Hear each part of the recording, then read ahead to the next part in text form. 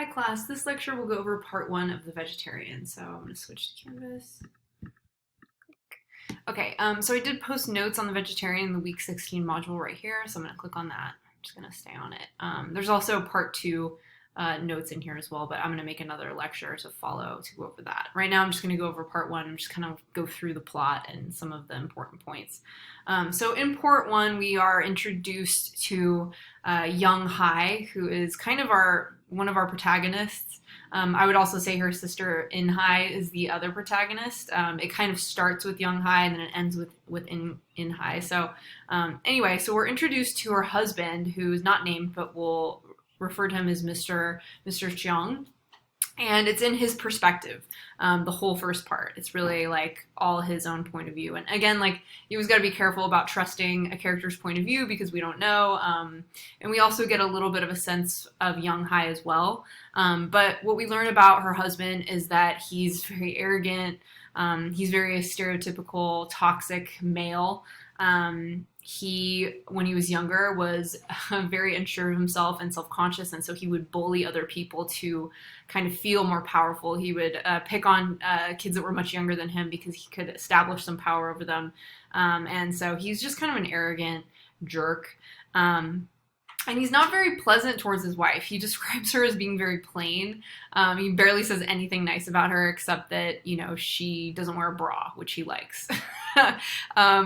We all learn a lot about her, though, as well. Like, we learn that she reads to escape. She's, you know, very quiet, mostly docile for the most part, obedient until much later. They don't have any children, but her husband does sexually assault her repeatedly, so it's another part of him that's quite lovely. I'm being sarcastic. We do know that she has these very vivid and violent dreams that are full of, you know, the color red. They have a lot of blood in them, and that kind of prompts her to stop eating meat and to stop wearing leather. She gets rid of all of her leather. She gets rid of all the meat in the house, you know, much to the anger of her husband.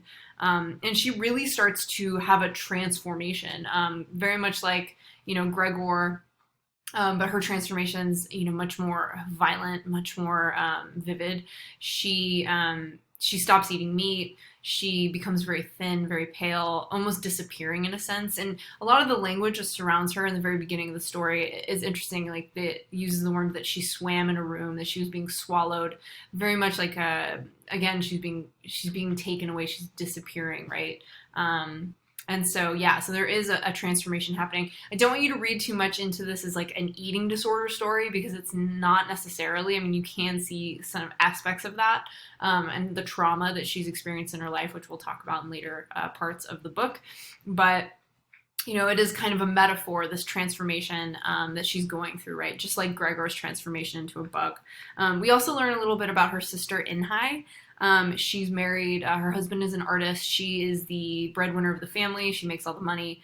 And Young Hai's husband is very much envious of that marriage. He really likes his sister-in-law. In fact, he's sexually attracted to her. He talks about it. He says much nicer things about her than his own wife. And he basically is just reacting to the fact that his own wife is starting to defy her. Or defy him, and really also her father. So we learn a little bit about Young Hai and In Hai's father.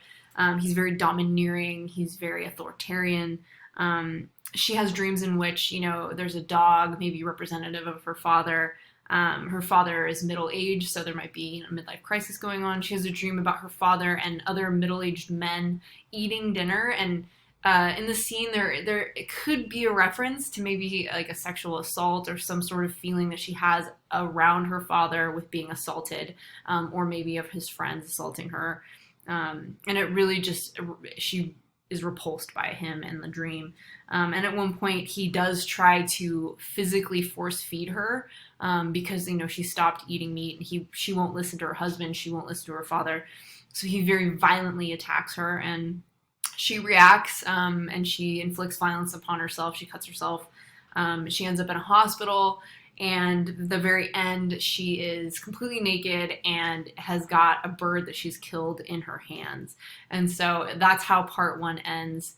And again, we basically just get to see a woman go from being very docile, very obedient, to full on out like rejecting everything, and embracing this transformation. She is enacting it. It's not happening to her. She is doing it herself. Although the dreams, in another part are sort of impacting her and encouraging her. And I'm always curious to see what students think about the dreams as far as your interpretation. So when you're doing your discussion posts, feel free to kind of talk about what you think is going on in these dreams. But we've got a lot of themes going on. You've got some mental illness, PTSD, rape, identity issues, dehumanization. And later on in the next parts, we're going to talk more about art and eroticism and expression and boundaries. So we'll get into that later. But there is still definitely like the issues of power dynamics, self-control, lack of morals, violation, and boundaries. Huge themes in this text. All right.